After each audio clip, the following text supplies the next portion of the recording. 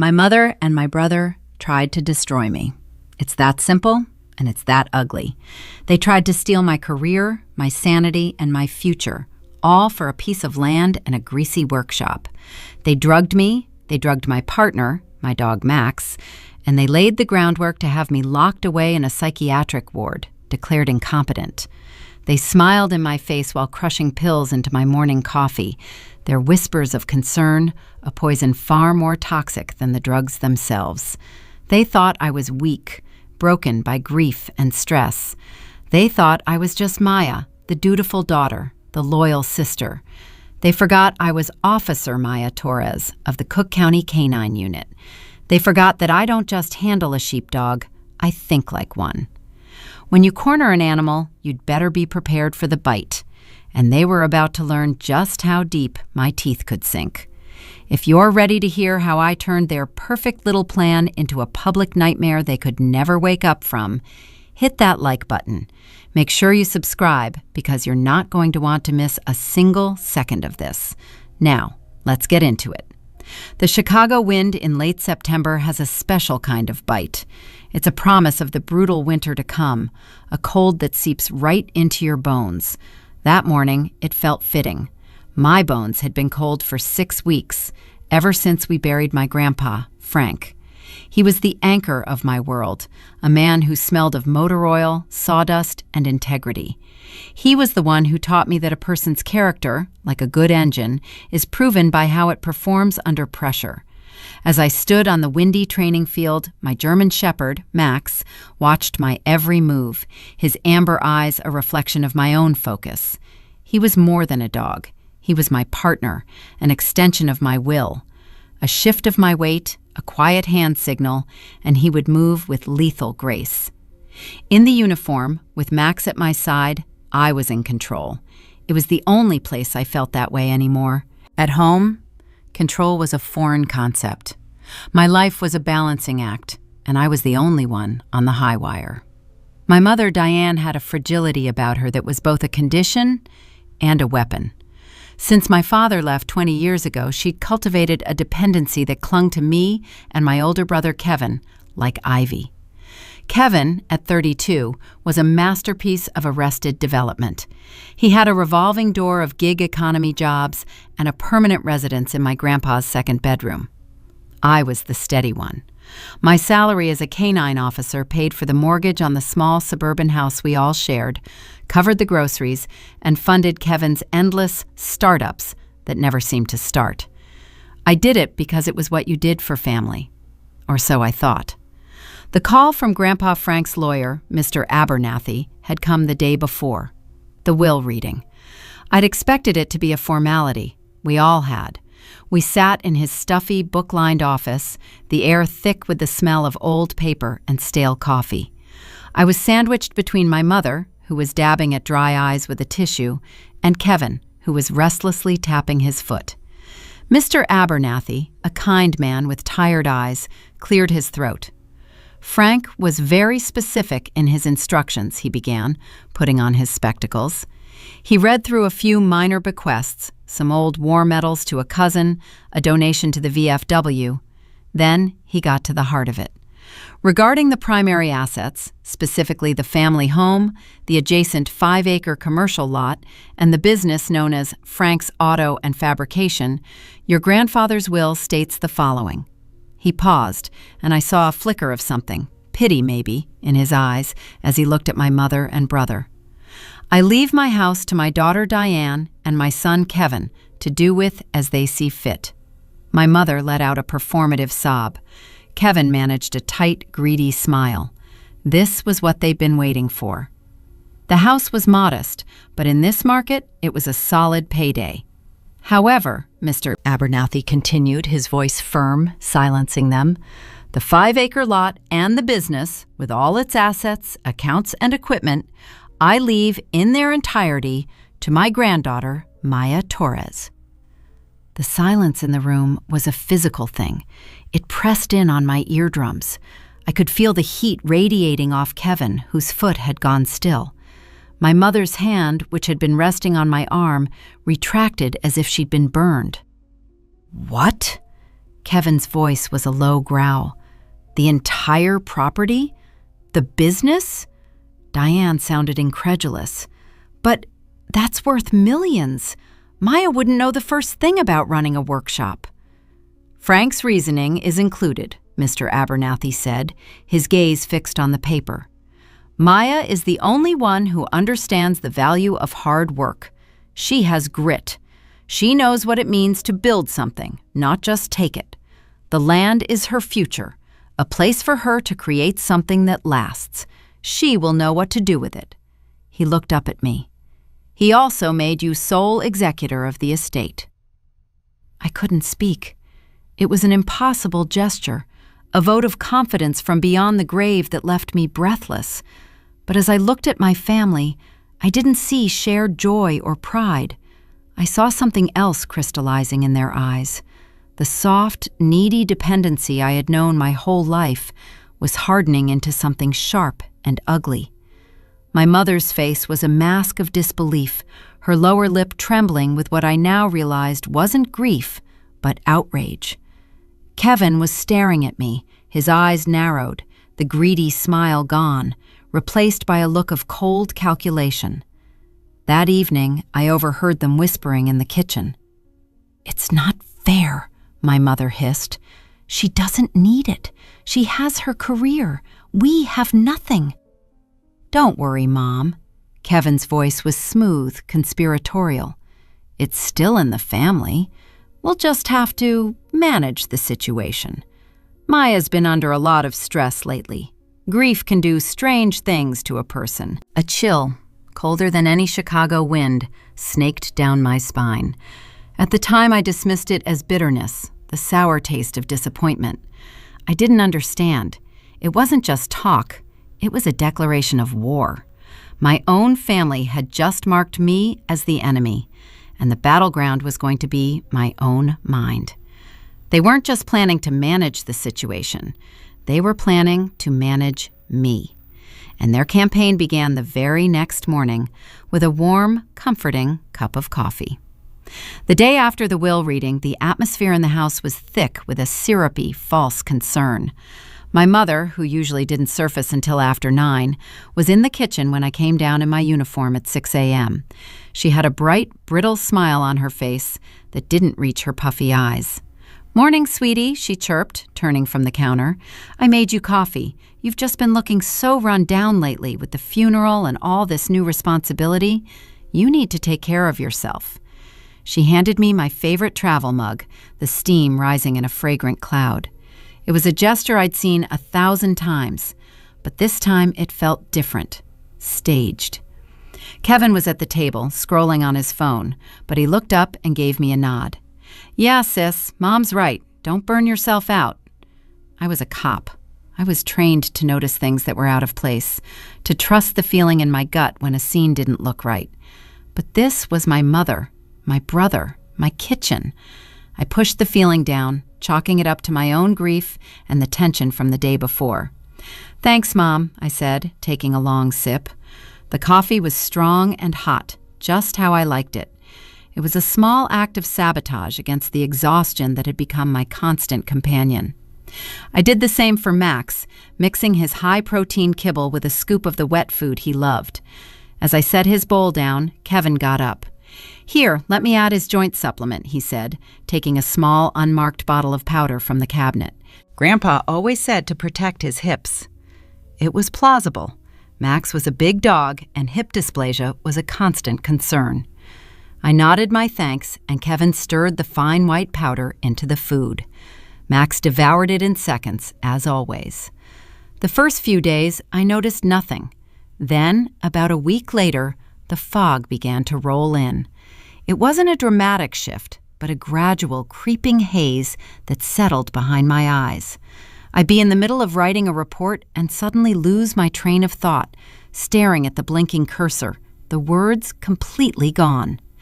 I'd drive to the station and momentarily forget the turn I'd made every day for 6 years.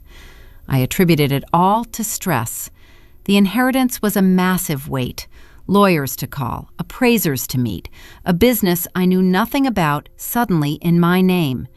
And grief, of course, was a heavy cloak I couldn't seem to shrug off. My mother and brother were relentless in their new roles as my caretakers. "Maya, you look exhausted," Diane would say, her hand fluttering to my forehead. "Are you sure you're sleeping enough?" Kevin would chime in, "You almost forgot to lock the front door last night. You need to slow down." Each comment was a small, smooth stone dropped into the well of my confidence, slowly raising the water level of my self-doubt. Max started changing too. My partner, whose energy and drive were legendary at the precinct, became subdued. On the training field, his response times were a fraction of a second slower. During scent work, he'd seem to lose focus, circling a spot with a confusion I'd never seen in him. He was more lethargic at home, content to lie on his bed instead of nudging my hand with his favorite tug toy. I told myself he was feeding off my stress, that our bond was so strong he was mirroring my own exhaustion. I took him to the vet, who ran a basic blood panel and found nothing. "He looks healthy, Maya," Dr. Evans said. "Maybe he's just feeling the change in the house, mourning Frank, too." It made sense. Everything they suggested, everything I observed, had a logical, plausible explanation. That was the genius of their plan. The fog grew thicker. I started having moments of intense dizziness, usually an hour or so after my morning coffee. Once, while gearing up in the locker room, I had to sit down on the bench, my head spinning, the room tilting violently. My sergeant, a good man named Dave, saw my face. "You all right, Torres? You're pale as a ghost." "Fine, Sarge," I'd lied, forcing a smile. "Just didn't sleep well." The whispers at the precinct began, subtle at first. I'd walk into the break room and the conversation would die. I'd see two of my fellow officers glancing my way, their faces etched with concern. I found out later that Kevin had stopped by the station one afternoon with a box of donuts. He'd pulled Dave aside, his voice dripping with brotherly worry. "I'm just so concerned about her, Sergeant. She's not herself since Grandpa died. She's forgetful, emotional. We're worried she's not safe in the field." He was laying the foundation, brick by insidious brick, for the narrative that I was coming undone. They never pushed too hard. It was always a gentle nudge, a soft suggestion. They were the loving family, worried sick about their grieving daughter and sister who was cracking under the pressure. And I, caught in the haze of the drugs they were feeding me, started to believe them. My own mind, the sharpest tool I possessed, was becoming a foreign country where I no longer knew the terrain. I felt like I was going crazy, and I had no idea that the two people I was leaning on for support were the very ones pushing me over the edge. The breaking point came on a damp Tuesday in October. The call was for a bomb threat at a downtown federal building. It was the kind of high-stakes, high-pressure situation where the bond between a canine handler and their dog is tested to its absolute limit. It's a silent conversation of trust, a dance of instinct and training. But that day, the music was off. As soon as we arrived, I knew something was wrong. Max, who usually strained at the leash with controlled excitement, his entire body vibrating with purpose, was hesitant. His tail was low and his ears, usually pricked forward, were twitching nervously. "Easy, buddy," I whispered, rubbing the thick fur on his neck. "Time to go to work." Inside, the evacuation was complete. The building was an echoing cavern of silence, the air charged with fear. Our task was to sweep the first 3 floors for any explosive device. We started in the lobby, moving in our practiced pattern. "Seek!" I gave the command, my voice sharp and clear. Max put his nose to the ground, but his movements were sluggish. He seemed distracted, sniffing at a discarded coffee cup, then at a chair leg, his focus wandering. This wasn't my partner. This wasn't the laser-focused animal who could detect a trace of C4 through a concrete wall. "Max, heel!" I commanded, trying to reset him. He obeyed, but reluctantly. We continued the sweep, moving up to the 2nd floor, a labyrinth of cubicles. My own head felt thick, my focus blurry. The dizziness that had become my unwelcome companion was there, a low-grade hum behind my eyes.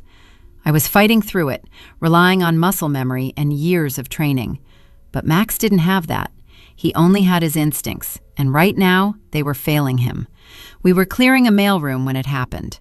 Max suddenly stopped, let out a low whine, and sat down. It wasn't his trained alert, a passive, silent freeze, nose pointed at the source. This was a signal of stress, of confusion. "What is it, boy?" I murmured, my heart beginning to hammer against my ribs. I trusted him implicitly. If he stopped, there was a reason. I radioed it in. "Control, this is K91. We have a possible hit, second-floor mailroom. My partner is signaling."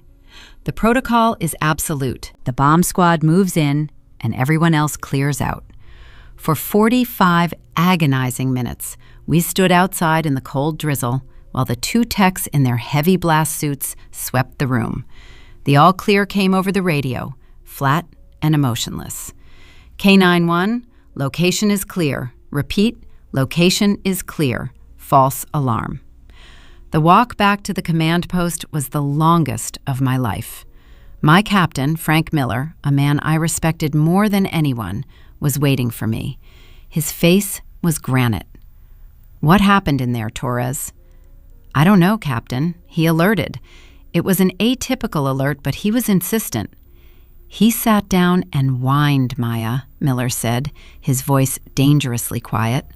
"The bomb squad said he was sniffing around a bag of fertilizer someone had left for the office plants. He got confused." He pinched the bridge of his nose. "This comes a week after Sergeant Dave reported you nearly passed out in the locker room. Your brother also paid me a visit, said you're having a rough time, that the family is worried you have PTSD from that officer-involved shooting last year." The shooting. It had been brutal. A clean shoot, but a messy aftermath. I'd been cleared by the department shrink months ago, but I knew what was happening. Kevin had planted the seed, and now my own partner's failure was watering it. "Captain, I'm fine. Max is the one who's off," I insisted, my voice sounding weak even to my own ears. "The dog is a reflection of the handler, Maya. You know that," he said, and his words were a punch to the gut. It was the first rule of K9. The dog feels what you feel. If you're stressed, the dog is stressed. If you're unfocused, the dog is unfocused. "I'm ordering a full fitness for duty evaluation, for you, and Max is benched until you're cleared. You'll be on desk duty, effective immediately." Desk duty. It was a cop's purgatory.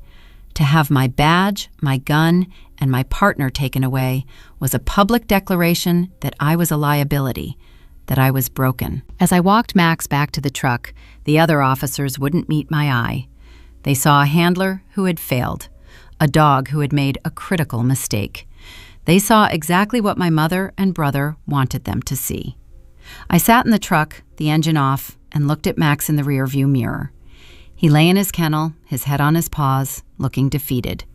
It wasn't his fault. It was mine. But I didn't know how or why. The fog in my brain was so thick, I couldn't see the truth. The people who were supposed to be my safe harbor were the very ones steering me into the storm, and they had just supplied the hurricane-force wind that was about to rip my entire life apart. Being chained to a desk was a special kind of hell. The precinct, once my sanctuary, became a fishbowl. Every time I walked to the coffee machine or the copier, I felt the eyes on my back, the whispers that fell silent as I approached. The words PTSD and unstable hung in the air like smoke. My family, of course, responded with a tidal wave of suffocating concern. "Oh, honey, maybe this is for the best," my mother said, her voice oozing with false sympathy the night I told her. We were in the living room, the TV murmuring in the background.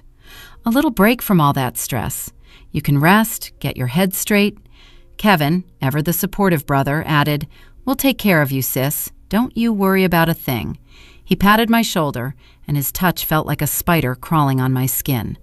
Their gaslighting campaign had now moved into its next phase. They had successfully created the narrative of my instability at work. Now it was time to sell it to the rest of the world. My Aunt Carol called a few days later. "Diane told me what happened," she said, her voice laced with a morbid curiosity. "Are you seeing someone, dear? A therapist? Your mother is just worried sick." Then came the call from my cousin Mark. Kev told me you're on leave. Man, that canine stuff is intense. You gotta watch out for burnout. Every conversation was a variation on the same theme, a carefully orchestrated chorus singing the song of my alleged breakdown. They were methodically isolating me, framing every interaction through the lens of my fragility. If I got angry and defensive, I was proving their point. I was volatile and emotional. If I was quiet and withdrawn, I was depressed and shutting down.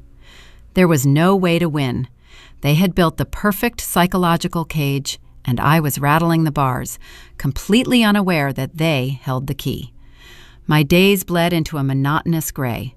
I'd wake up feeling like I'd been drugged, which I had, and force myself through the motions.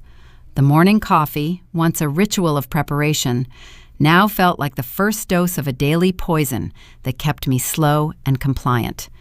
I tried to do my own research online, typing symptoms of PTSD and officer burnout into the search bar. The articles listed hypervigilance, flashbacks, anxiety. What I had was different. It was a dulling, a slowing, a persistent brain fog that made complex thought feel like wading through mud. But I was so deep inside their narrative that I tried to make my symptoms fit their diagnosis. Max was my one clear reflection of reality.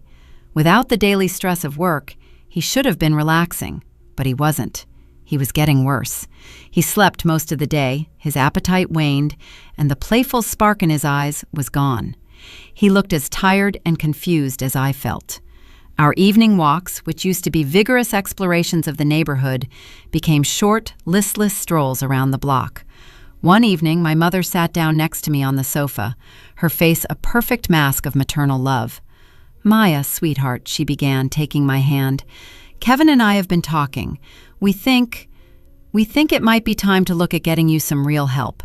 A place where you can go for a little while, to rest and recover, with professionals who know how to handle this." A cold dread, sharp and clear, cut through the fog for a moment. "What are you talking about? A place?" "A residential treatment facility," Kevin said, joining the conversation from the armchair. He said the words gently, as if offering me a gift. "Just for a few weeks, to get you back on your feet. We could handle everything here. We could even look after your inheritance, manage the property until you're feeling stronger." And there it was, the end game. It wasn't just about making me seem unstable. It was about having me legally declared so. They wanted power of attorney. They wanted control of the workshop, the land, the money. They wanted to put me away, not to help me, but to get me out of their way. For a split second, the cop inside me screamed, "This is a con. This is a coordinated attack." But the exhausted, drugged woman I had become was louder. Her voice was full of doubt. What if they're right? What if I really am this broken? Look at yourself. You can't think straight. Your career is in shambles. Your own dog is sick with your stress. I need to think about it," I stammered, pulling my hand away. "Of course, honey," my mother said, her smile not faltering. "You just think about it. We only want what's best for you." That night I lay in bed, staring at the ceiling, my mind a battlefield. Every instinct I had honed over years in law enforcement was at war with the carefully constructed reality my family had built around me. I was losing that war. I felt myself slipping, my grip on my own sanity loosening. I was so tired of fighting. Maybe it would be easier to just let go, to let them take care of everything. Let them win. That thought, more than anything else, terrified me. But I was so lost in the fog, I couldn't see the lighthouse, even though it was lying on the floor at the foot of my bed, breathing softly in the dark. The universe, in its infinite wisdom, sometimes sends a lifeline in the form of a stubborn, 90-pound German shepherd. The shift happened on a Saturday morning, 3 weeks into my desk duty sentence. The air was crisp, and the house was quiet. I went through the morning motions like a robot. I accepted the mug of coffee from my mother's hands, a silent daily surrender. I prepared Max's breakfast, mixing the kibble with his favorite beef-flavored wet food. As I stirred in the white powder from the joint supplement bottle, I did it on autopilot. I set the bowl on the floor. "Okay, buddy, breakfast." Max trotted over, his nails clicking on the linoleum. He lowered his head, sniffed the food once, then twice. And then he did something he had never done in his entire life. He backed away. He looked up at me, his ears flat against his head, and let out a low, guttural growl that vibrated through the floor. It wasn't directed at me, but at the bowl. "What's the matter, boy? It's your favorite," I coaxed, pushing the bowl a little closer. He backed up again, his hackles slightly raised. He barked, a single, sharp, angry sound, directly at the food. My brother walked into the kitchen at that moment. "What's with him?" "I don't know," I said, puzzled. "He won't eat." "He's probably just sensing your anxiety," Kevin said dismissively, grabbing the milk from the fridge. "Dogs do that." But this wasn't that. This was different. This was a clear, deliberate rejection.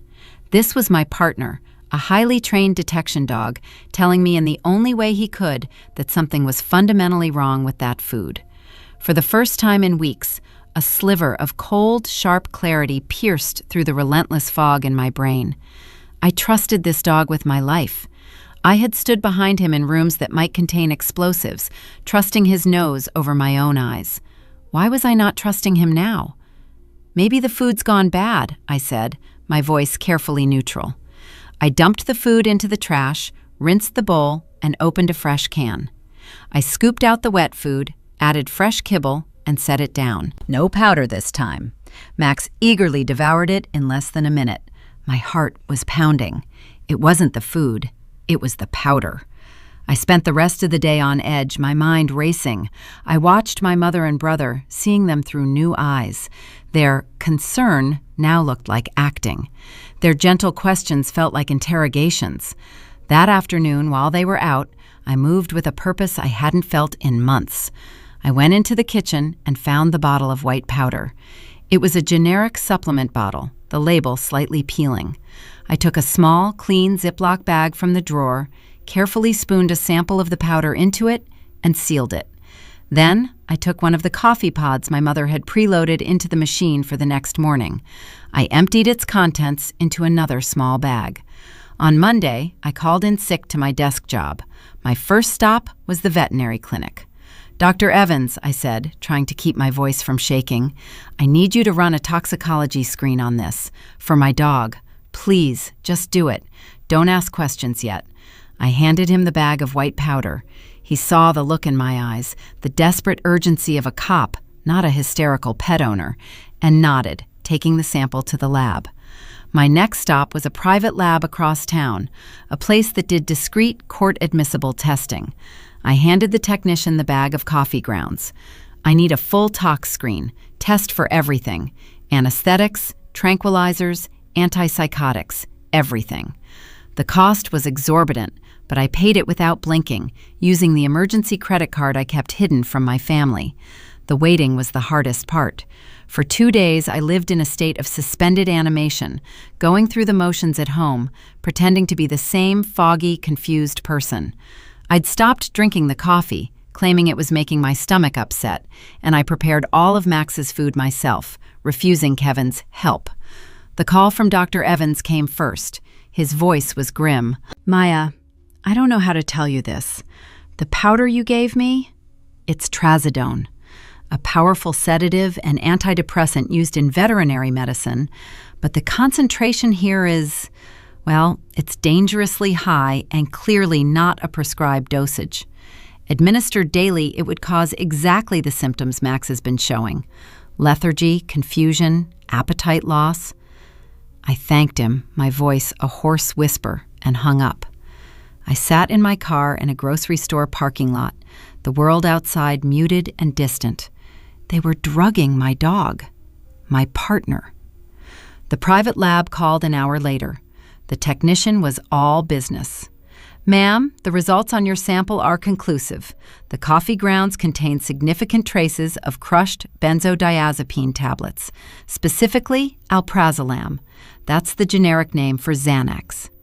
Xanax, a tranquilizer, a drug used to treat anxiety and panic disorders, a drug that, when given to someone who doesn't need it, causes drowsiness, dizziness, confusion, and memory impairment. The fog that had clouded my mind for 2 months didn't just lift, it was vaporized in a blast of incandescent rage. It wasn't grief, it wasn't stress, it wasn't PTSD, it was poison. They had been systematically drugging me and my dog, trying to drive me mad, trying to steal my life, my career, and my future. I gripped the steering wheel, my knuckles turning white.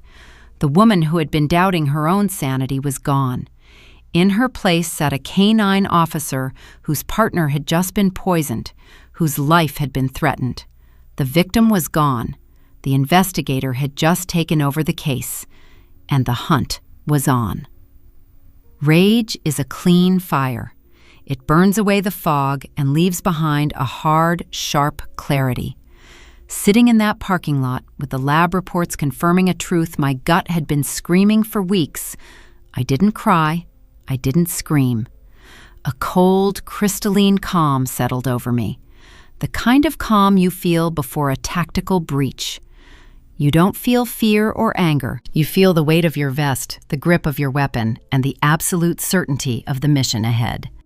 My mission was no longer about survival. It was about hunting. But my prey couldn't know they were being hunted. They had to believe the lamb was still wandering, lost and bleeding, ready for the slaughter. So, I went home and gave the performance of a lifetime. I amplified my symptoms. The confusion became more pronounced. I'd forget words mid-sentence. The dizziness became more dramatic. I'd brace myself against the wall as I walked down the hall. The exhaustion became a profound lethargy. I'd fall asleep on the sofa in the middle of the day. "Oh, Maya, look at you," my mother would croon, pulling a blanket over me. "You're just fading away." "We need to call that facility tomorrow," I heard Kevin whisper to her one night, just outside my door. "We can't wait much longer." They were getting ready to make their final move, and I was getting ready to build my trap. My police training had taught me one thing above all else: evidence is everything. I needed them on tape. I needed their words, their plans, their smug satisfaction captured in high-definition video and audio. That night, I sat in my darkened bedroom, the glow of my laptop screen illuminating my face, and went shopping. I didn't go to Amazon or Best Buy. I went to the same online specialty stores that private investigators and undercover cops use. The technology was terrifyingly discreet. I bought 3 items. One was a USB wall charger that was also a 1080p camera with a wide-angle lens. Another was a digital alarm clock with motion-activated recording and night vision. The last was the most ingenious: a tiny, button-sized camera with a micro SD card and a battery life of 8 hours, something I could place almost anywhere. They paid for it all. I used a credit card they didn't know about, linked to an account I'd opened my first year on the force. A cop's first lesson? Always have a bug-out bag and a clean line of credit. The next 2 days were a high-wire act of feigned helplessness and secret preparation. On Wednesday, they both had appointments in the city: my mother's hairdresser, my brother's job interview. They believed I would be on the couch, too sedated and confused to do anything but watch daytime television. The moment their car pulled out of the driveway, I was a whirlwind of controlled energy. The USB charger went into the kitchen outlet, the one right across from the table where they drank their coffee and schemed. Its lens, hidden in the smooth black plastic, had a perfect, unobstructed view of the entire room. The alarm clock went on the bookshelf in the living room, angled toward the sofa and the armchair where they held their nightly strategy sessions. Its innocuous digital display would betray nothing. The button camera was my wild card, something I could move around as needed. For now, I placed it in a fake plant on the console table in the main hallway, aimed at the front door and the base of the stairs. I synced them all to a secure, password-protected cloud account via a burner Wi-Fi hotspot I'd bought for cash. I tested the feeds on my laptop, watching the empty, silent rooms of my own house. It felt like a violation. But they had violated me first. They had turned my home into a cage. I was simply turning it into an interrogation room. By the time they returned, I was back on the sofa, a half-empty mug of water on the table beside me, my eyes half closed, the very picture of a woman on the verge of collapse. "Poor thing," I heard my mother whisper as she walked in. "She hasn't moved all day." I let a small, genuine smile touch my lips before letting it fade. She was right. I hadn't moved. But I had laid the first stones of the foundation that would bury them. The waiting game had begun. The first 48 hours of surveillance were an exercise in excruciating patience. I had to resist the urge to constantly check the live feeds, to sit glued to my laptop, waiting for the moment they would slip up. I had to live my life, my fake, broken life, while the silent, digital eyes I had placed around the house did their work. I'd go to my desk job, moving papers with a manufactured listlessness, and then come home and collapse onto the couch, every fiber of my being screaming with the need to know what the cameras had seen. The payoff came on the second night. I had claimed a splitting headache and gone to my room right after our tense, mostly silent dinner. But I wasn't trying to sleep. I was in my closet, the door shut, my laptop open with headphones plugged in.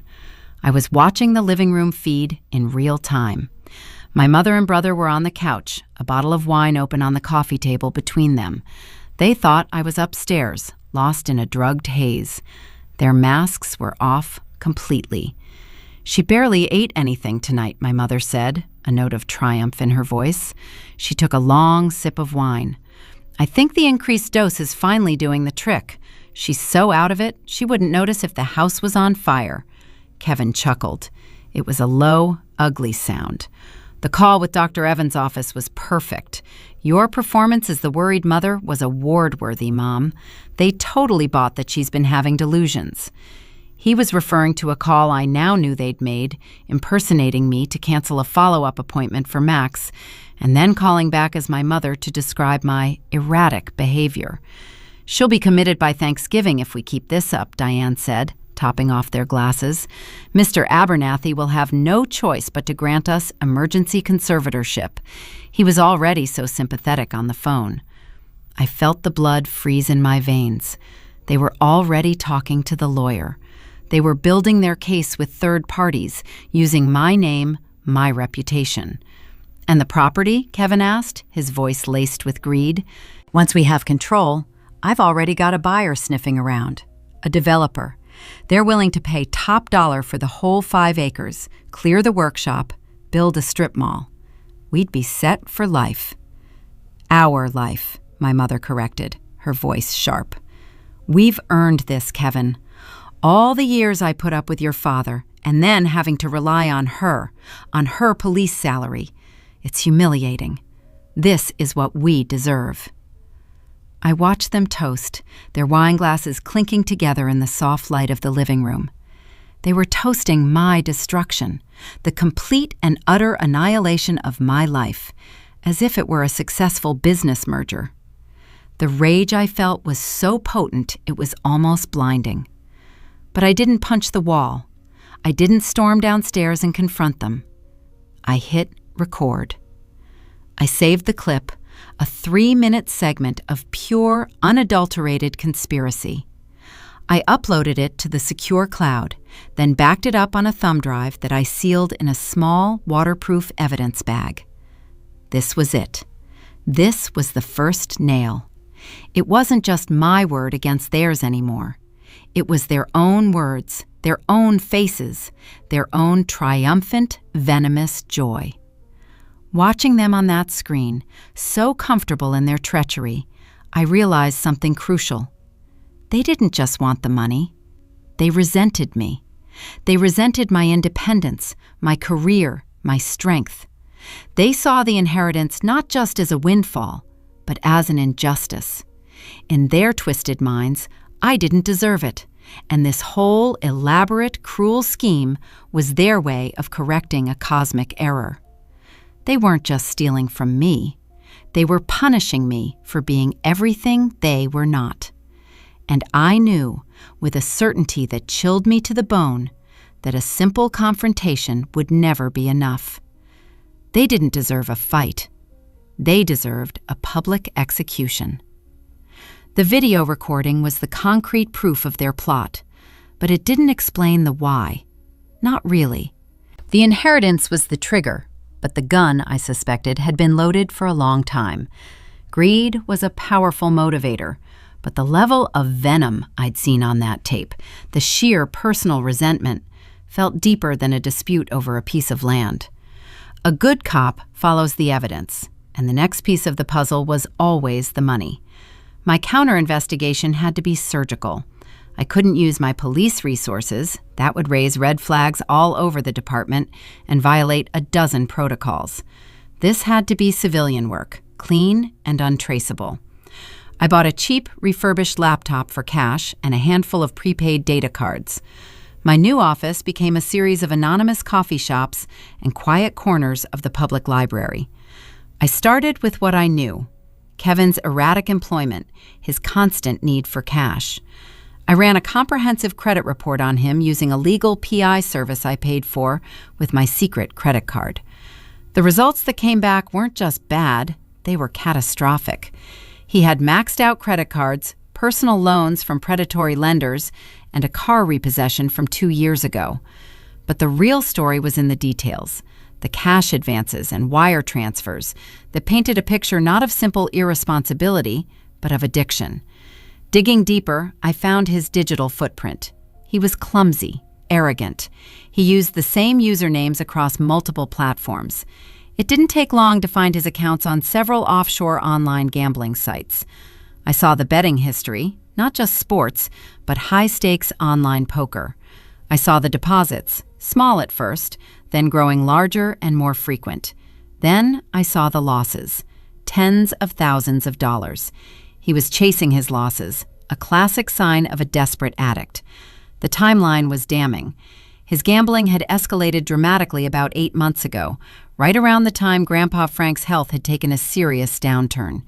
He wasn't just hoping for an inheritance, he was banking on it to save his skin. He was in a hole so deep he couldn't see daylight, and he believed my future was his only shovel. Then I turned to my mother. Her credit was clean, her finances seemingly simple, but I had a hunch. For years, I had set her up with online banking, managed her passwords, helped her pay bills. She was careless with her statements, often leaving them on the kitchen counter. I already knew her login information. It felt like a betrayal to use it, but that ship had sailed the moment she decided to help poison me. I logged into her bank account, and the story became clear. For the past year, there was a steady, methodical draining of her savings account. $1,000 here, $2,000 there, all transferred directly to Kevin's account. The memo line was always the same: loan. But there were no repayments. She wasn't loaning him money. She was funding his addiction. She had bled her own savings dry for him. The final, sickening piece fell into place when I cross-referenced the dates. The largest transfers from her account to his coincided with the dates of his biggest gambling losses. She wasn't just aware of his problem, she was his co-conspirator in a different crime, long before this one began. She was covering his tracks, enabling his self-destruction. This whole plot, the inheritance, it wasn't just about getting rich. For Kevin, it was about a bailout. And for my mother, it was about him. It had always been about him. I was the responsible one, the one who paid the bills and held everything together. I was the safety net. But Kevin was the one she worried about, the one she protected, the one whose failures she excused and financed. I had been a utility.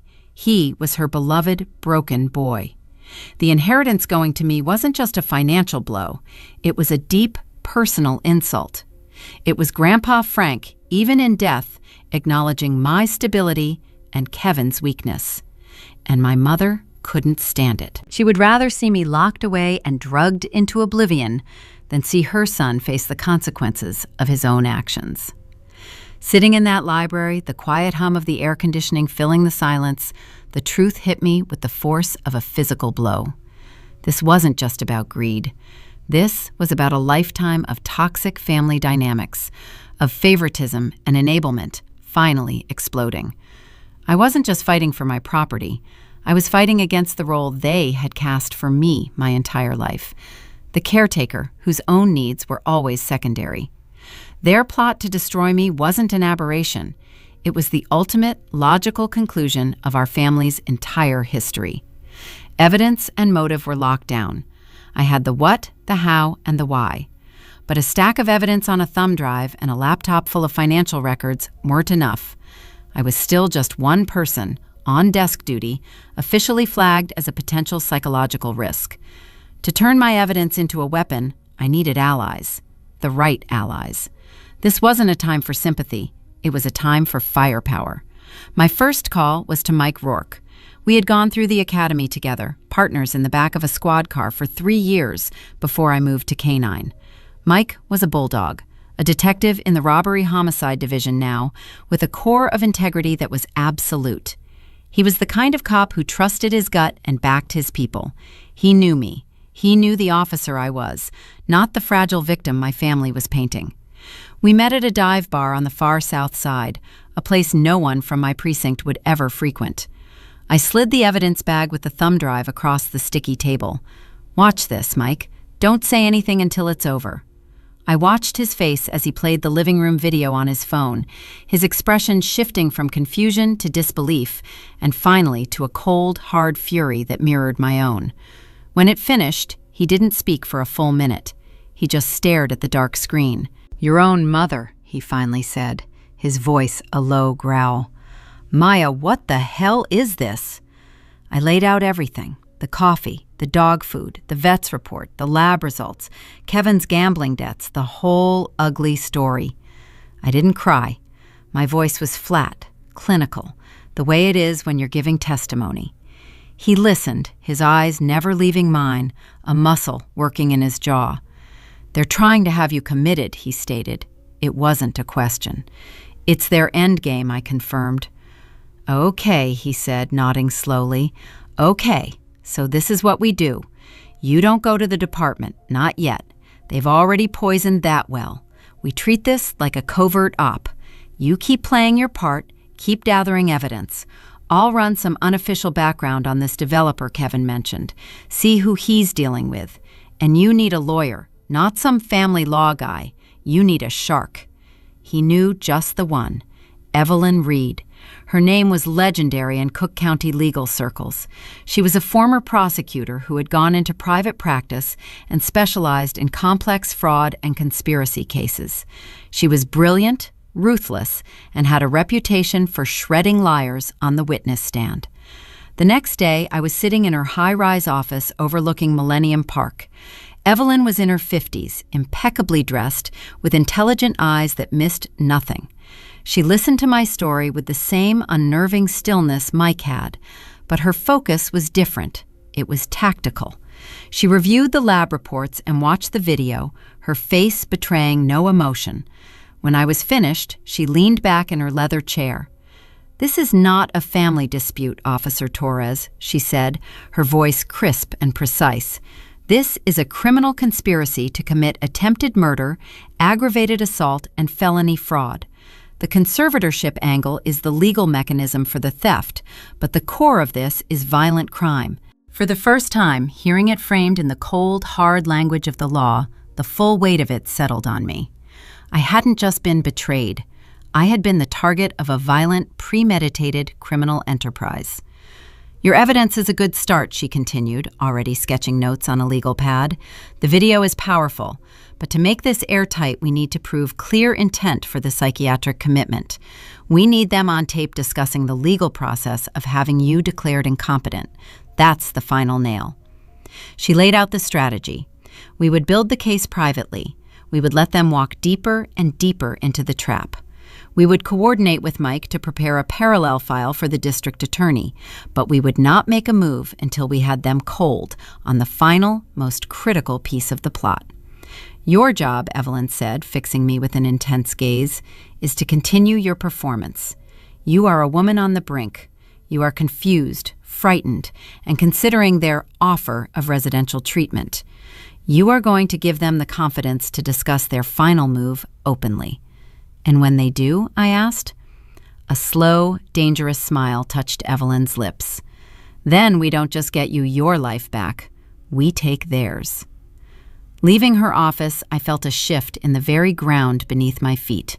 I wasn't alone anymore. I had a detective and a shark on my side. The hunt had just become a coordinated, three-pronged attack.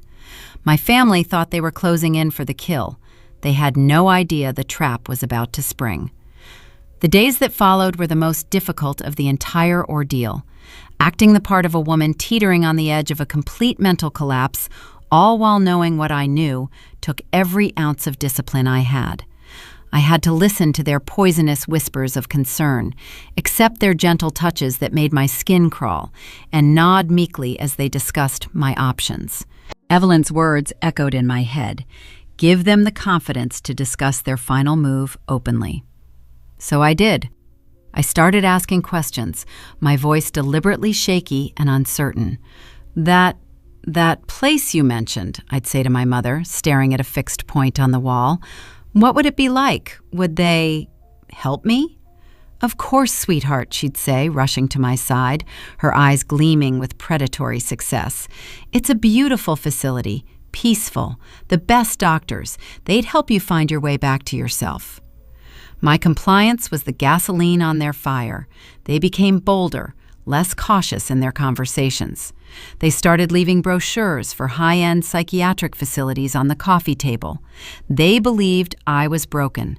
They believed they had won. The smoking gun came on a Thursday night, a week after my meeting with Evelyn. I was in my room, laptop open, watching the live feed from the living room. They were sitting on the couch, a stack of official-looking papers between them.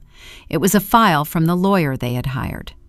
Okay, so Garrett says the petition for conservatorship is ready to file, Kevin said, tapping a document. We have the statement from her sergeant about the incident at work. We have my statement about her erratic behavior. The final piece is the psychiatric evaluation. How do we get that if she won't go willingly? My mother asked, her brow furrowed in concentration. We don't, Kevin said with a smug smile. Garrett has a doctor, a guy who will do an assessment based on family testimony, for a fee, of course. He'll sign off on the paperwork declaring her a danger to herself. It's a rubber stamp. Once we have that, we can petition the court for an emergency order. They'll send paramedics and police, and they will take her for a 72-hour psychiatric hold. They will physically remove her from the house. My breath caught in my throat. They had a corrupt doctor. They had a lawyer. They had a plan to have me forcibly removed from my own home in front of my neighbors. And once she's in the system, my mother added, her voice chillingly practical, it's almost impossible to get out. Every protest she makes will be seen as part of her illness. We'll have full control of her assets within a week of her being admitted. Exactly, Kevin said, leaning back, triumphant. We just need to pick the right moment to file. A moment when she's at her worst. A moment of crisis. He looked at my mother. I think Thanksgiving would be perfect. The whole family will be here. They'll all be witnesses to her breakdown when we tell her our decision. It will be undeniable. I saved the recording. My hands were shaking, but not from fear. It was from the sheer, unadulterated audacity of their cruelty. They were going to use a family holiday, a day meant for gratitude, as the stage for the final act of my destruction.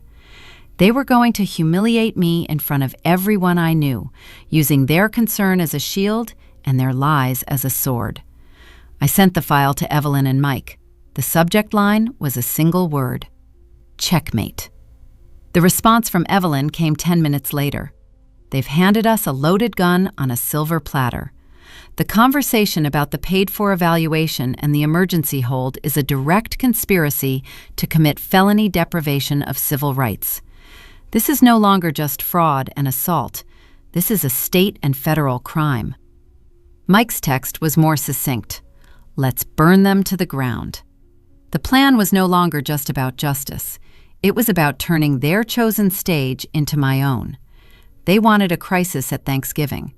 They wanted a public spectacle. Fine. I was going to give them one. But in my version of the play, they weren't going to be the concerned saviors. They were going to be the villains, unmasked in front of the very audience they had gathered to witness my fall. Thanksgiving was 3 weeks away. Plenty of time to set the scene for the grand finale. With the final piece of evidence secured, the emotional landscape of my life shifted. The burning rage and the cold need for secrecy were replaced by a focused, predatory calm. I was no longer a victim gathering evidence. I was a hunter setting a trap. Every day for the next 3 weeks was a move on the chessboard, positioning my pieces for the final, brutal checkmate. My part in the play became more demanding. I had to let them see me slide further into despair, to make them utterly confident that their Thanksgiving ambush would be the merciful end to a tragic decline. I let my personal appearance go, my hair unkempt, my eyes shadowed with carefully applied makeup to mimic sleeplessness. I'd have long, rambling conversations with Max, making sure they were within earshot. I was crafting the perfect image of a woman who had lost her grip on reality, all while my mind was sharper and more focused than it had ever been. Behind the scenes, the real work was a whirlwind of covert activity. I met with Evelyn and Mike twice a week in a secure conference room Evelyn rented under a corporate alias. The walls were covered in whiteboards, mapping out the operation with the precision of a military campaign. "The legal framework is solid," Evelyn said during one meeting, tapping a thick binder of documents. "We have the recordings, the toxicology reports, the financial evidence. The DA's office is salivating. They've already drafted the warrants for conspiracy, fraud, and attempted murder. The question is not if we arrest them, but how and when to inflict maximum legal and psychological impact." Mike, ever the tactician, pointed to a floor plan of my house I had drawn. "They want to use the family as witnesses, so we'll use them as an audience. The warrants will be executed at the house during the Thanksgiving dinner. But we can't just have a couple of uniforms show up at the door. That's not enough." "What do you have in mind?" I asked. "I'm calling in a favor," Mike said, a grim smile on his face. "I'm getting a SWAT-certified tactical team. They'll be on standby, 2 blocks away, waiting for your signal. When the time comes, it won't be a knock at the door. It will be a full, dynamic entry." The plan was audacious, theatrical, and exactly what they deserved. They wanted to humiliate me, to strip me of my dignity in a public forum. We would turn that forum into a cage. My role was critical. I would be the bait, the director, and the trigger. We synchronized our watches. The guests were scheduled to arrive at 4 p.m. for dinner at 5. The tactical team would be in position at 3:45. I would have a panic button, a small, discreet device disguised as a key fob. When I pressed it, the team would move in. "You need to control the environment," Evelyn stressed. "No one in, no one out once the curtain goes up." The day before Thanksgiving, I took care of that. I feigned a paranoid episode. "The locks," I said to my mother, my voice trembling. "I don't feel safe. I keep thinking someone is trying to get in." I insisted on adding heavy-duty deadbolts and slide locks to the front and back doors, ones that could only be operated from the inside. They saw it as a symptom of my paranoia, another welcome piece of evidence for their narrative. They gladly paid for the locksmith. They had no idea they were paying to lock themselves inside their own prison. The night before the dinner, I couldn't sleep. I sat on my bed, Max's head resting on my lap.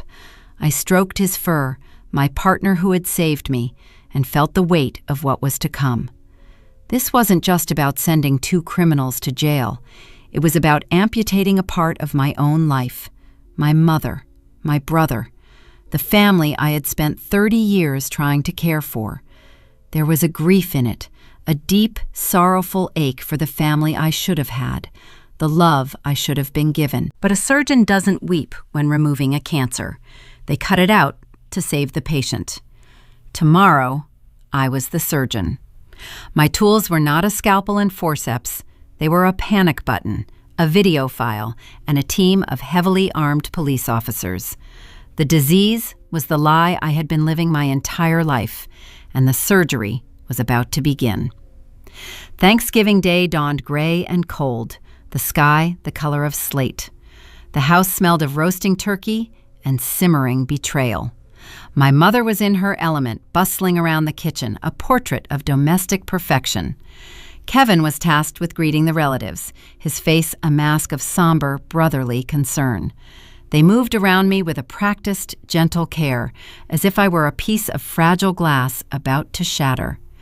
"Let me get that for you, sweetie," my mother would say if I reached for a dish.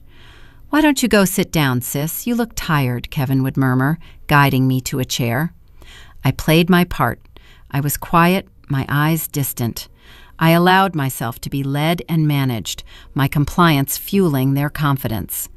Our relatives began to arrive around 4 p.m., a slow trickle of aunts, uncles, and cousins.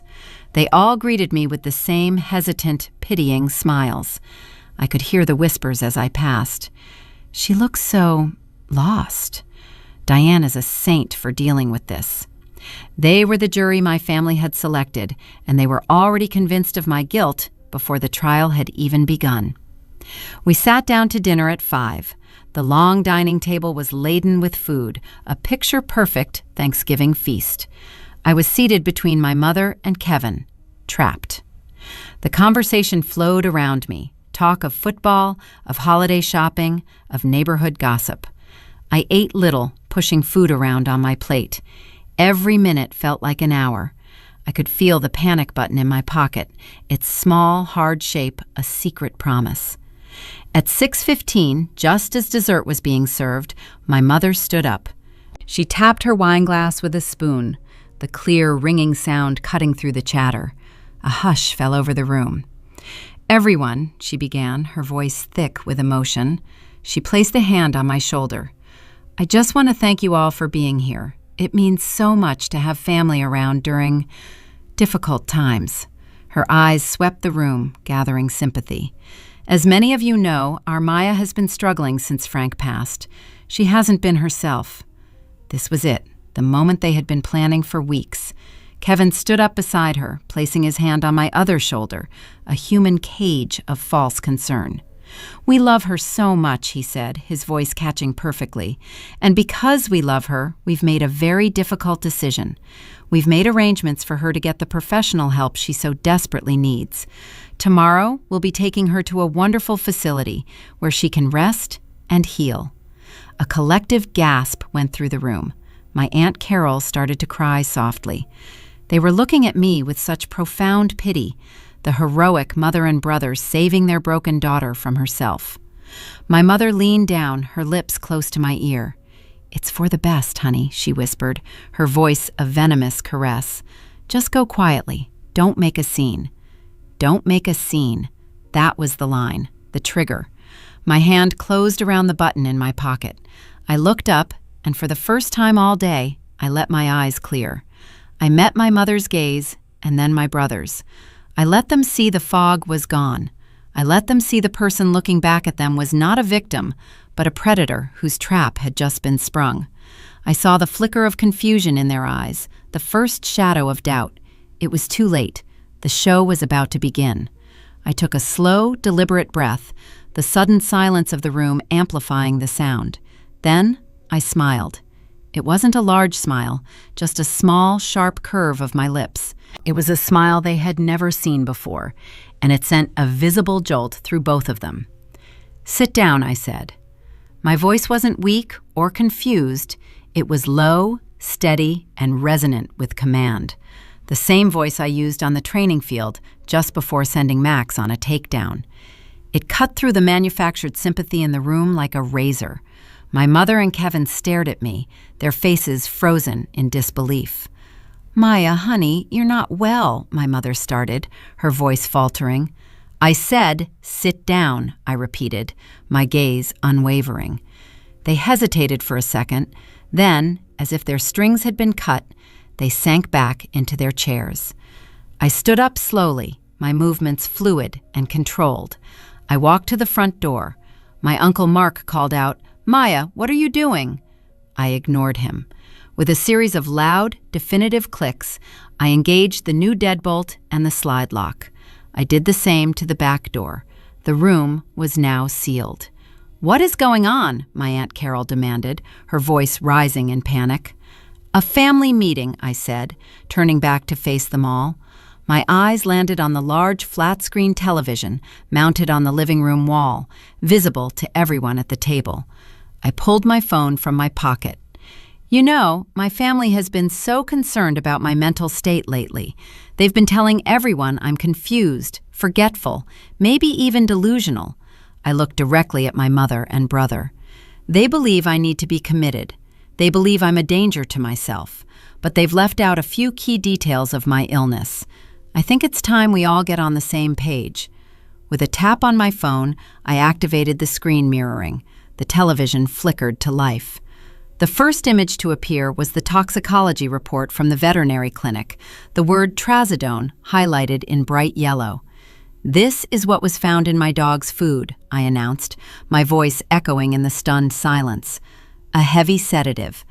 The reason my partner almost failed a bomb sweep and nearly got me fired. Another tap. The lab report for the coffee appeared. The word alprazolam circled in red. And this is what was found in my morning coffee. For the last 2 months, a powerful tranquilizer. The reason I've been dizzy, forgetful, and exhausted. The room erupted in gasps and confused murmurs. I held up a hand, silencing them. But who would do such a thing? Let's find out. I hit play. The first video filled the screen. My mother and brother in the living room, clinking wine glasses. The audio, which I had cleaned and amplified, was crystal clear. "She'll be committed by Thanksgiving if we keep this up," my mother's voice chirped from the speakers. "The developer is willing to pay top dollar for the whole 5 acres," my brother's greedy response echoed. My Aunt Carol screamed. My uncle's jaw dropped. The faces around the table were a collage of horror and disbelief. Then came the second clip, the one where they planned my forced commitment. "Garrett has a doctor. He'll sign off on the paperwork declaring her a danger to herself," Kevin's voice smug and confident. "They'll send paramedics and police, and they will physically remove her from the house." My mother's face had gone the color of ash. Kevin looked like he was going to be sick. He half rose from his chair. This is fake. She's edited this. She's crazy." "Am I?" I asked the room, my voice dangerously soft. "Or was this your plan all along? To drug me, discredit me, have me locked away, and steal my inheritance?" I let the video continue playing, clip after clip of their plotting, their laughter, their utter contempt for me laid bare for everyone to see. There was nowhere for them to run, nowhere to hide. Their hand-picked audience was now their jury, and the evidence was irrefutable. Just as the final damning clip played, the one where they celebrated my supposed decline, I pressed the panic button in my pocket, and right on cue, the night outside exploded. The sound was deafening.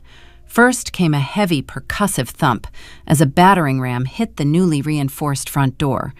It didn't break on the first hit, thanks to the deadbolts they had so helpfully paid for. A split second later, the 2 large windows in the living room shattered inwards, showering the floor with glass as flashbang grenades rolled in, detonating with a blinding white light and a concussive boom that rattled the entire house. Chaos erupted. My relatives screamed, diving under the table, their Thanksgiving dinner forgotten. My mother shrieked, a high-pitched animal sound of pure terror. Kevin simply froze, his face a mask of slack-jawed horror. Through the now empty window frames and the splintered front door, the figures appeared. Clad in black tactical gear, helmets, and body armor, carrying rifles, the members of the tactical team swarmed into the house. "Police, get down! Everybody get on the floor, now!" The commands were screamed with an authority that left no room for argument. My relatives complied instantly, dropping to the floor amidst the scattered food and broken glass. I remained standing, a calm island in the center of the storm I had unleashed. A red laser dot appeared on my chest, and I slowly raised my hands. "I'm Maya Torres. I'm the complainant." The team leader, a man I recognized from Mike's briefing, nodded at me. "Clear!" he shouted to his team, who immediately lowered their weapons, their focus shifting entirely to 2 people. 2 officers moved on my mother, who was sobbing hysterically on the floor. They pulled her to her feet, her movements clumsy with shock. "Diane Torres, you are under arrest for conspiracy to commit murder, aggravated assault, and fraud." The click of the handcuffs was loud in the sudden quiet. 2 more officers cornered Kevin, who was still frozen by the dining table, his face as white as the tablecloth. He didn't resist as they wrenched his arms behind his back. "Kevin Torres," the officer said, his voice flat and bored, as if he did this every day, "you have the right to remain silent." The rest of the family watched from the floor, their faces a mixture of terror and dawning comprehension. They looked from the handcuffed mother and son to me, standing untouched. In that moment, they finally understood. This wasn't a rescue. It was a reckoning. Mike Rourke and Evelyn Reed walked in through the ruined front door, stepping carefully over the debris. Mike had his detective's badge clipped to his belt. Evelyn looked as composed and formidable as she had in her office. Mike surveyed the scene, the terrified relatives, the crying mother, the shell-shocked son being led away. He gave me a single, sharp nod. Mission accomplished. Evelyn walked over to my mother, who was blubbering. "It's a misunderstanding. My daughter is sick. She needs help." Evelyn leaned in close, her voice a merciless whisper only Diane could hear. "The only place you're going, Mrs. Torres, is a state facility. But you won't be a patient. You'll be an inmate. And trust me, the doctors there won't be as accommodating." They were led out of the house, past the flashing blue and red lights of the squad cars that now lined the street, past the neighbors who had come out onto their lawns to stare. Their public humiliation, the one they had so carefully planned for me, was complete. It was just as theatrical, just as devastating as they had intended. The only difference was the lead character. As the doors of the squad cars slammed shut, I finally allowed myself to feel the tremor in my hands. I walked over to the broken window and looked out at the flashing lights painting the quiet suburban street in strokes of chaos. Max, who had been safely kenneled in my room upstairs, began to bark, his deep, resonant voice a declaration of victory. It was over. The cancer had been removed. The months after that Thanksgiving were a slow, deliberate reconstruction. The house, once a prison, was sold. The memories were too toxic to live with. I used some of the proceeds to buy a small farmhouse with a few acres of land out in the quiet countryside west of Chicago, a place with clean air and open skies. It was a place to heal. The legal battle was swift and brutal. Faced with the mountain of irrefutable video and forensic evidence, my mother and brother had no defense. Their lawyers' ridiculous claims of my mental instability were shredded by Evelyn on the first day of pretrial motions. My mother, in a desperate attempt to save herself, tried to turn on Kevin, claiming he had manipulated her. But the recordings of her own gleeful plotting made that impossible. She was sentenced to 15 years for conspiracy and assault. Kevin, as the primary instigator and beneficiary, received 25. I didn't attend the sentencing. Their story was over. Mine was just beginning. My career was another matter. The department's internal investigation, presented with the full evidence file from the DA, cleared me completely.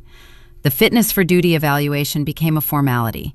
Captain Miller personally apologized, his face etched with regret. "We should have trusted you, Torres, not the story." I was reinstated to full duty with Max at my side, my reputation not just restored, but enhanced. I was no longer just a good canine cop. I was the cop who had run her own undercover op to take down her own family. There was a new, deeper respect in the eyes of my fellow officers. But the most important reconstruction was the one happening on that new piece of land. Grandpa Frank had left me the workshop and the 5 acres because he believed I would create something that lasts, and I finally knew what that was. I resigned from the police force 6 months after the trial. It was a difficult choice, but I knew my purpose had changed. With the full value of the inheritance, I began to build. We tore down the greasy old workshop, and in its place rose a state-of-the-art training facility. We seeded the 5 acres with fresh grass, built agility courses and scent work fields. We named it the Max and Frank Center for Canine Advancement. It wasn't just a business, it was a sanctuary. A nonprofit dedicated to rescuing high-drive shelter dogs and training them for law enforcement and search and rescue work, providing them to underfunded departments for free. It was a place where lost dogs and dedicated handlers could find each other, a place where that unbreakable bond of trust I shared with Max could be replicated. Now, on a cool autumn morning a year after that fateful Thanksgiving, I stand on a hill overlooking the center. Max is at my side, his body strong, his eyes bright and clear. Below us, a dozen handlers are working with a dozen rescued dogs, their shouts of command and praise carried on the wind. It is a place of purpose, of second chances, of futures being built. I took the legacy of a good man, twisted by the greed of a broken family, and forged it into something new, something that would save lives. I am no longer a victim or a survivor. I am a founder, a leader. I am free. This story is a brutal reminder that the deepest betrayals often come from within the walls of our own homes. Maya's journey shows us that evil doesn't always wear a monster's face. Sometimes it smiles at you over breakfast. But the true power of this narrative lies not in the darkness of the conspiracy, but in the strength of the comeback. It was the unwavering loyalty of a dog that first broke the spell, a testament to the fact that sometimes the purest love and truth come from those who cannot speak. The ultimate victory wasn't just the public arrest. It was Maya reclaiming her identity, not as a broken victim, but as a creator and a healer, turning a place of intended greed into a sanctuary of hope. That is the most profound justice of all. Never let anyone, especially family, convince you that your reality is wrong when your instincts are screaming the truth. Trust your gut, trust your dog, and never, ever underestimate your own strength to fight back. What are your thoughts? Have you ever had to trust your intuition over someone else's words? Leave a comment below, and don't forget to subscribe for more stories.